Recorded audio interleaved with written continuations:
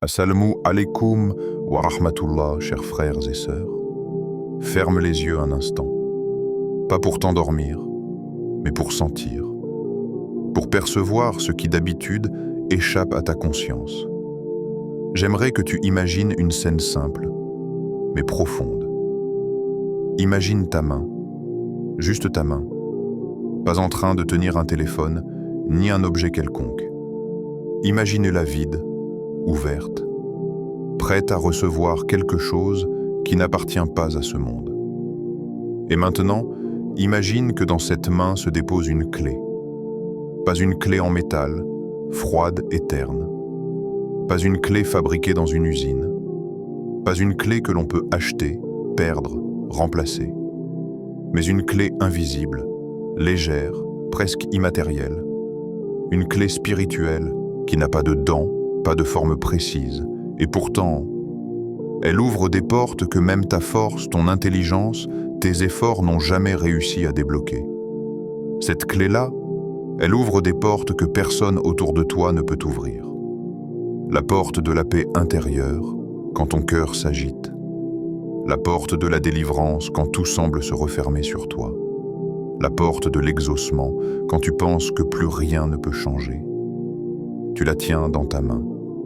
Tu peux presque sentir sa présence, comme une énergie subtile, une lumière douce qui repose dans ta paume. Et pourtant, elle n'est faite d'aucune matière. Parce que cette clé, ce n'est pas un objet. Ce n'est pas un symbole. C'est une invocation, une parole du cœur, un secret transmis par le prophète. Une invocation qu'il a décrite comme une clé miraculeuse.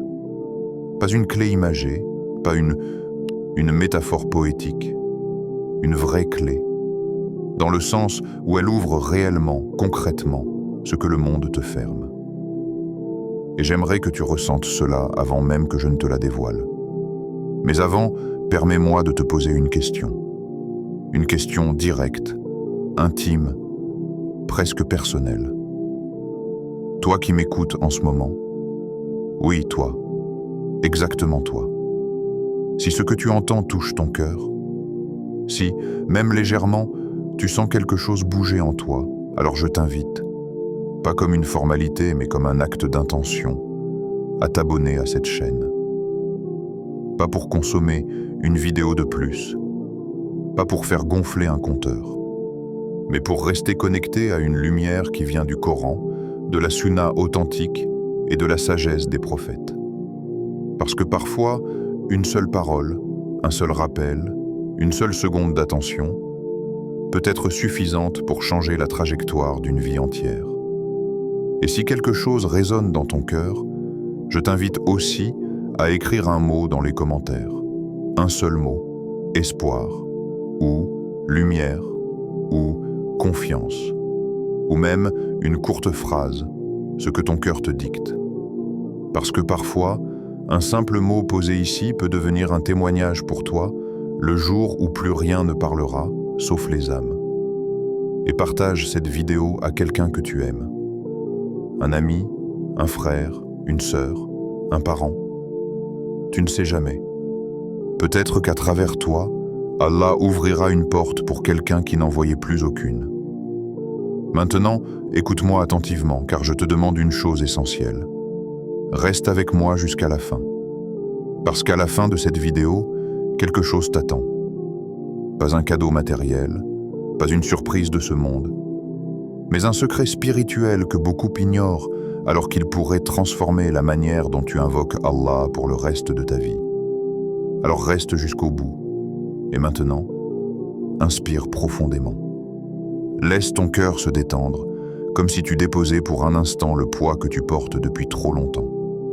Parce que ce que tu t'apprêtes à découvrir n'est pas une simple information. Ce n'est pas un rappel comme les autres. C'est une clé. Une clé que tu vas tenir, une clé que tu vas utiliser, une clé qui, si Allah le veut, deviendra un tournant dans ton existence. Et maintenant que ton cœur est prêt, entrons dans l'histoire. Il y a, dans la vie d'un croyant, des vérités qui ne se comprennent pas simplement avec l'intellect. Des vérités que l'on doit laisser entrer dans le cœur, non pas comme une information nouvelle, mais comme un souffle qui réveille quelque chose qui sommeillait déjà en nous. L'une de ces vérités est celle que le prophète a dite avec une clarté qui ne laisse aucun doute. L'invocation, c'est l'adoration. À première vue, cette phrase peut sembler courte, presque simple. Mais si tu t'arrêtes un instant, si tu la laisses descendre dans ton esprit comme une goutte d'eau qui tombe dans un puits profond, tu sentiras qu'elle porte un poids immense. Elle contient une définition de la relation entre le serviteur et son Seigneur, une définition qui dépasse toutes les formes d'adoration apparentes.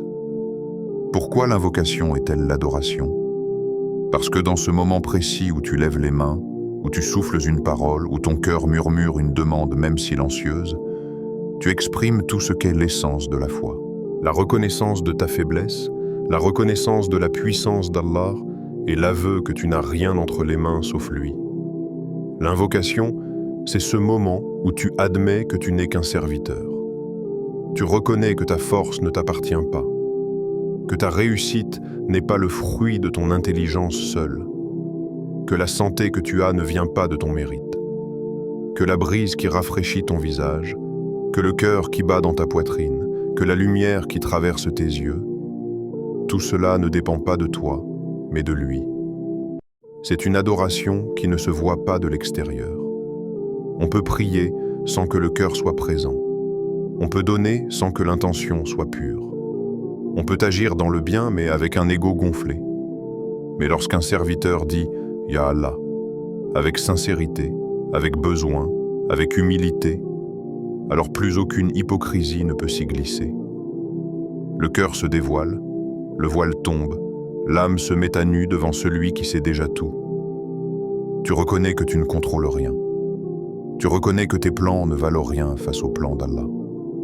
Tu reconnais que ton intelligence n'a pas de poids face à la sagesse divine.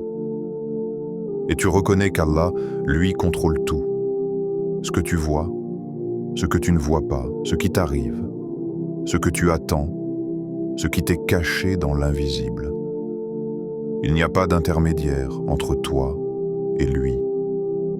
Il n'y a pas de médiation. Il n'y a pas de procédure compliquée, pas de conditions d'accès, pas d'attente interminable. Il y a toi et il y a lui. Tu n'as pas besoin de frapper à des portes humaines. Tu n'as pas besoin d'expliquer ta douleur. Tu n'as pas besoin de justifier tes erreurs. Tu n'as qu'à dire « Oh Allah » et le ciel t'écoute. Mais une question demeure. Pourquoi certains ont-ils l'impression que leurs invocations restent suspendues dans le vide? Pourquoi certains prient, pleurent, répètent, insistent et ont pourtant l'impression que rien ne change? La vérité, c'est qu'Allah répond toujours. Pas parfois, pas seulement aux pieux, pas uniquement aux saints, pas seulement quand tu es au plus bas. Toujours. Mais sa réponse ne prend pas toujours la forme que tu imagines. Il y a 3 réponses divines. Allah te donne exactement ce que tu demandes, parfois presque immédiatement. Comme un robinet que l'on ouvre, la miséricorde descend, la porte s'ouvre, le problème se dissout. Tu lèves les mains et la lumière arrive jusque dans ta vie. Tu sens sa proximité, tu sens sa douceur, tu sens que tu n'es pas oublié. 2. Il retarde ce que tu veux pour un moment meilleur. Parfois, tu crois que ton besoin doit être satisfait maintenant. Tu penses que ton épreuve doit cesser aujourd'hui, que ta demande est urgente, indispensable, vitale. Mais Allah, lui, voit l'avenir. Il sait ce que tu ignores. Il sait ce qui pourrait te blesser demain. Alors, il retarde. Pas pour te punir, pas pour te frustrer, mais pour te donner au moment parfait, celui qui fera éclore la bénédiction au bon endroit, au bon instant. 3. Ou il te donne quelque chose de meilleur que ce que tu avais demandé. Il arrive que tu demandes une chose qui t'aurait fait du mal, que tu insistes pour obtenir quelque chose qui t'aurait éloigné de lui. Alors Allah, dans sa miséricorde, ne t'abandonne pas à ton ignorance. Il te donne autre chose. un bien plus grand, une protection invisible, une récompense dans l'au-delà, une lumière dans ton cœur. Aucune invocation n'est perdue.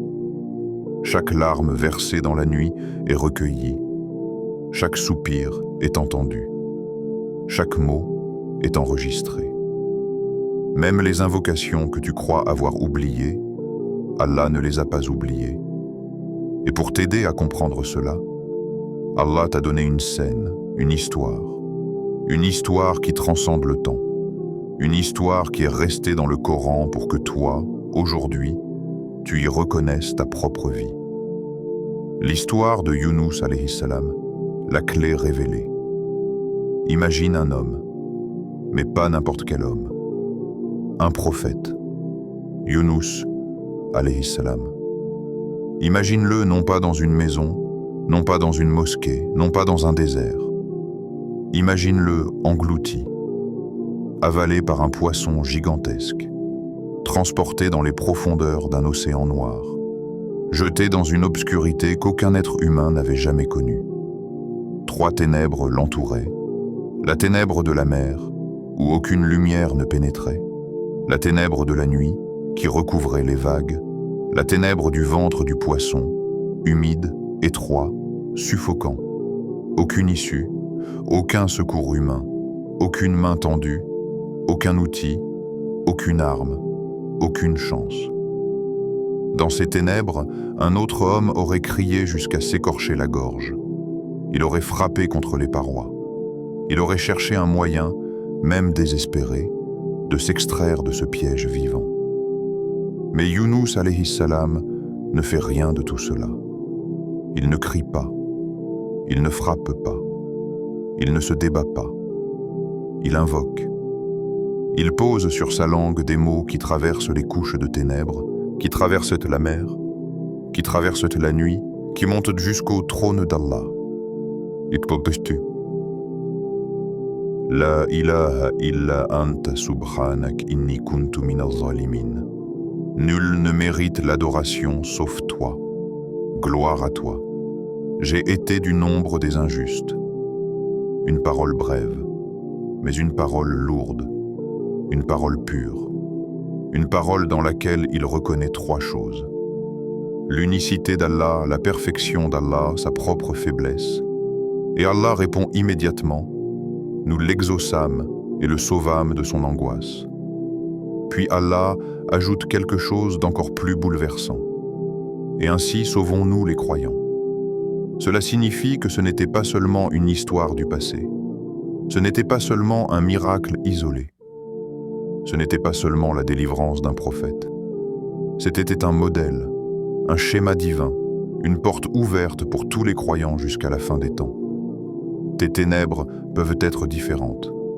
Tu n'es pas dans un ventre de poisson. Tu n'es pas au fond de la mer. Mais tu as tes propres prisons. Dettes qui t'enferment, anxiété qui t'étouffe, solitude qui te ronge, épreuve qui t'écrase, chagrin qui t'inonde. Aucune de ces ténèbres n'est plus grande que les ténèbres que Younous alayhi salam a connues. Et si Allah l'a sauvé, alors la promesse s'applique à toi aussi. Et ainsi sauvons-nous les croyants. Le prophète a confirmé cette lumière lorsqu'il a dit « Quiconque invoque Allah avec cette parole, Allah exauce son appel. » Tirmidhi. C'est la clé que tu tiens dans ta main lorsque tu répètes cette invocation. La clé qui ouvre les portes invisibles. La clé qui fait vibrer les cieux. La clé qui brise les chaînes intérieures. Il existe des paroles qui traversent le temps sans jamais perdre leur puissance. Des invocations qui semblent contenir, dans quelques mots, des océans de lumière. Parmi elles, il y en a une qui a brisé les ténèbres les plus profondes. Une invocation qui a résonné dans les entrailles de l'océan, dans la nuit la plus dense, dans le ventre d'une créature gigantesque, et qui continue de résonner aujourd'hui dans les cœurs des croyants. Cette invocation n'est pas une formule abstraite, ce n'est pas une poésie ancienne. C'est une architecture spirituelle, un édifice divin construit avec 3 piliers, 3 secrets, 3 fondations de lumière, Tawhid, Tasbih, Tauba. Et c'est cette combinaison précise, dans cet ordre exact, avec cette profondeur-là, qui fait de cette invocation une clé qui ouvre les portes que tu croyais définitivement fermées. Le premier pilier, Tawhid, La ilaha illa anta. Avant même que tu évoques ta douleur, avant que tu pleures ton besoin, avant que tu mentionnes ton problème, la première parole que tu déposes devant Allah est une proclamation, La ilaha illa anta. Nulle divinité ne mérite l'adoration, sauf toi. Dans cette parole, tu annules tout ce qui te détourne. Tu coupes les liens que ton cœur avait posés sur les choses de ce monde. Tu brises les illusions auxquelles tu avais attaché ton espoir. Quand tu dis « La ilaha illa anta », tu dis à ton âme « Ni ma peur, ni mon argent, ni ma situation, ni mes soucis, ni mes ennemis, ni mes attentes n'ont le moindre pouvoir sur moi. » Tu retires toute autorité à l'épreuve. Tu retires toute force à la difficulté. Tu retires tout poids à la douleur. Tu affirmes que tout pouvoir appartient à Allah, que toute décision est entre ses mains, que rien, absolument rien ne peut bouger dans ta vie sans sa permission. C'est comme si tu posais ta vie entière dans les mains de celui qui a créé les cieux, la terre et ce qu'elle contient. Tawhid, ce n'est pas seulement dire qu'Allah est un, c'est dire que sans lui, tout s'effondre. Avec lui, tout renaît. Il n'y a pas de force plus puissante sur terre que le cœur d'un croyant qui dit sincèrement « La ilaha illa anta ». Le deuxième pilier, Tasbih, Subhanaka. Ensuite, tu glorifies Allah. Subhanaka. Gloire à toi, tu es parfait, tu ne commets jamais d'erreur. Pourquoi ce mot est-il essentiel? Parce qu'il purifie ton regard sur l'épreuve. Quand tu dis Subhanaka, tu reconnais que ce qui t'arrive n'est pas une injustice d'Allah. Ce retard n'est pas un oubli. Cette difficulté n'est pas une erreur. Cette douleur n'est pas une négligence. Tu affirmes que la sagesse d'Allah dépasse ta compréhension, que son plan est plus vaste que ta vision limitée, que sa décision contient une perfection que tu ne vois peut-être pas encore. Subhanaka n'est pas seulement un mot que tu prononces. C'est une purification de ton cœur. Tu retires de ton âme tout reproche implicite, toute frustration, tout doute caché, toute idée de « pourquoi moi ? Pourquoi maintenant ? Pourquoi comme ça ?» Ce mot fait tomber tous les voiles de la confusion. Il aligne ton cœur avec la sagesse divine. Il te remet à ta place de serviteur, un serviteur qui ne s'imagine plus mieux savoir que son Seigneur. Chaque fois que tu dis « Subhanaka », tu déposes ton fardeau dans la mer de la sagesse d'Allah. Et ton cœur respire. Le troisième pilier, Tauba, Inni kuntu minaz zalimin. Voici le point le plus intime, le plus profond, le plus difficile. Parce que ce pilier demande une vérité que beaucoup fuient. L'aveu de faiblesse, l'aveu d'erreur, l'aveu d'imperfection. Inni kuntu minaz zalimin. J'ai été du nombre des injustes. Tu ne pointes personne. Tu ne cherches pas de prétexte. Tu ne cherches pas un coupable. Tu tournes ton regard vers toi-même. Ce n'est pas un aveu de culpabilité dans un sens terrifiant. C'est un retour à la réalité. L'humain est faible. L'humain fait des erreurs. L'humain oublie. L'humain glisse. L'humain se trompe. Et Allah aime l'aveu sincère plus que l'illusion de perfection. En disant « Inni kuntu minaz zalimin », tu dis « Ya Allah, j'ai glissé, j'ai oublié, j'ai pris de mauvaises décisions, j'ai ouvert des portes que je n'aurais pas dû ouvrir, j'ai laissé entrer des choses que j'aurais dû repousser, j'ai été injuste envers moi-même. » Cet aveu n'est pas une humiliation, c'est une libération. C'est le moment où ton âme cesse de lutter contre la vérité. C'est le moment où tu cesses de te débattre dans ton orgueil. C'est le moment où tu deviens léger. Tauba n'est pas une faiblesse, c'est une renaissance. Pourquoi l'assemblage des trois est-il si puissant? Parce que ces trois paroles, Tawhid, Tasbih, Tauba, alignent ton cœur, ton intention, ta langue, ton âme avec le plan divin.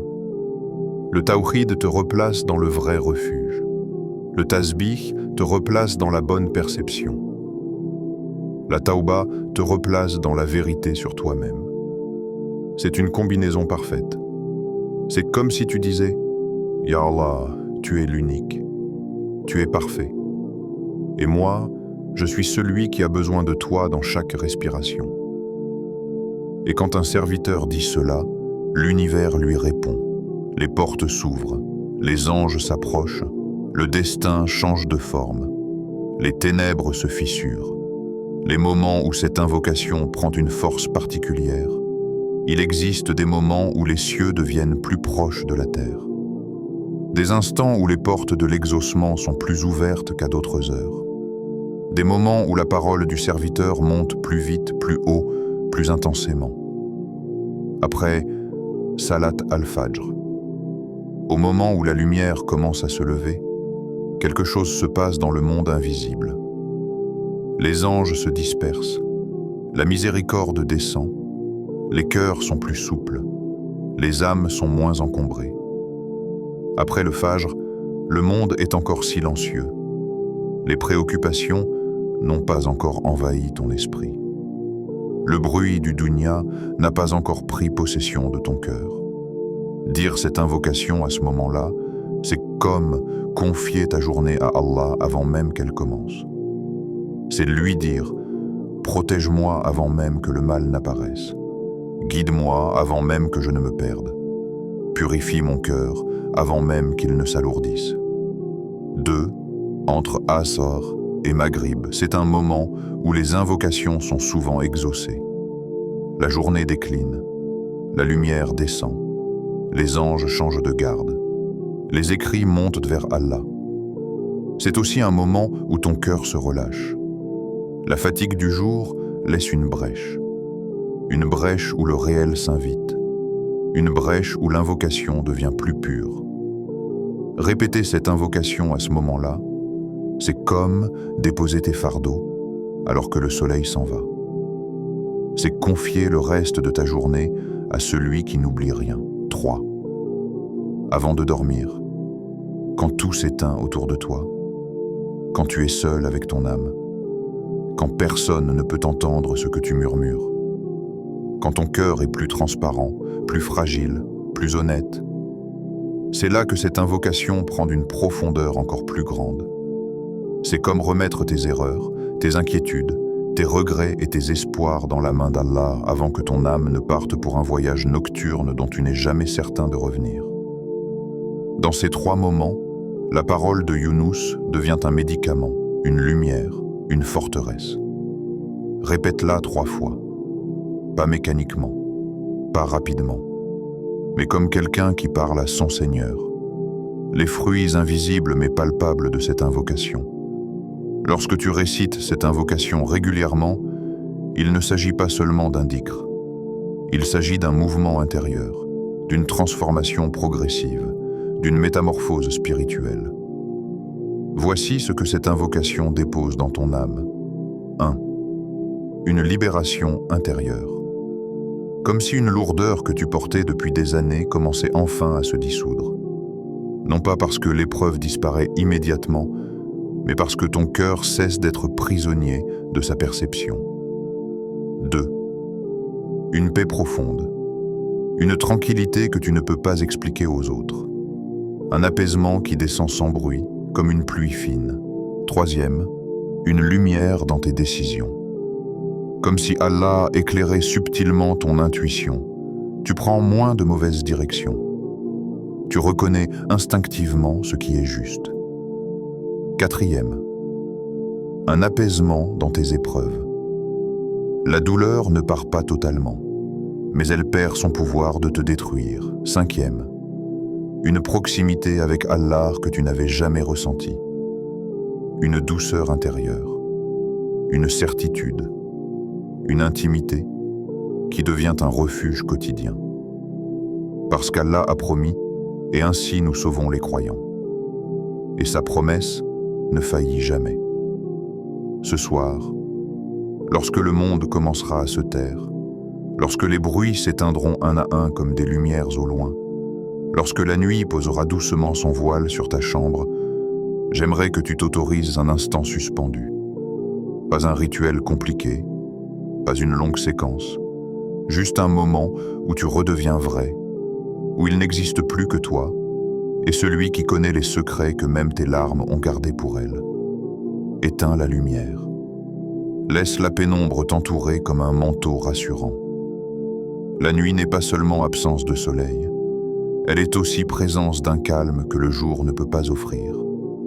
Elle absorbe le tumulte, elle apaise les battements. Elle permet au cœur de parler un langage qui l'étouffe souvent sous la lumière. Pose ta main sur ton cœur, pas machinalement. Pose-la comme si tu voulais entendre quelque chose. Ton rythme, ta fragilité, ta fatigue peut-être, mais surtout ce souffle léger qui témoigne que malgré tout, tu es encore là, que ton Seigneur t'a porté jusqu'à ce moment précis, que tu as survécu à des nuits plus lourdes que celle-ci, que ton cœur a tenu même lorsque tu pensais qu'il allait céder. Et dans ce silence où le monde cesse de t'interrompre, répète 3 fois, lentement, profondément, La ilaha illa anta subhanak, inni kuntu minaz zalimin. Laisse les mots glisser en toi. Laisse leur poids t'atteindre. Laisse leur lumière se faufiler dans les endroits où tu n'as jamais osé regarder. Ce ne sont pas des syllabes anciennes, ce ne sont pas des formules lointaines. Ce sont des clés, des ponts, des ouvertures dans un mur que la vie a peut-être construit sans que tu t'en rendes compte. Ne cherche pas un effet immédiat. Les plus grands changements ne font pas de bruit. Les transformations profondes ne frappent pas à la porte. Elles s'installent en douceur, comme une guérison qui commence avant que tu la remarques, comme un soulagement silencieux qui te prend par surprise au détour d'un jour ordinaire. Allah agit dans l'invisible, dans ce que tu ne vois pas, dans ce que tu ne comprends pas encore, dans ce que tu crois immobile, alors que des forces travaillent pour toi au-delà des apparences. Il y a des choses qui se déplacent autour de toi en ce moment même, des protections que tu ne soupçonnes pas, des détours qu'il construit pour t'éviter des chutes, des ouvertures qu'il prépare avec une précision que tu ne pourrais jamais imaginer. Continue simplement. Répète cette invocation les soirs où tu te sens fort, et surtout les soirs où tu te sens brisé. Répète-la lorsque tu comprends, et répète-la lorsque tu n'as plus de mots. Répète-la quand tu espères, et répète-la quand tu ne sais même plus quoi espérer. À force de la laisser habiter ton cœur, elle deviendra plus qu'un appel. Elle deviendra un refuge. Un lieu intérieur où tu reviens lorsque tout devient trop lourd. Une lumière douce dans le couloir de ton âme. Une respiration lorsque le monde te serre. Une certitude lorsque les pensées te troublent. Cette invocation n'est pas seulement une parole, c'est une main tendue. Une main qui te tire doucement hors des ténèbres que tu croyais normales. Une main qui te rappelle que tu n'as jamais été seul, que même dans tes nuits les plus longues, Allah entendait ce que personne ne remarquait. Et dans ce calme du soir, dis-lui, « Ya Allah, tu es mon refuge, tu es mon secours, tu es ma délivrance. » Que ton cœur se dépose, que ton âme respire, qu'Allah apaise ce qui te tourmente, ouvre ce qui t'était fermé et illumine ce qui était obscur. Amin.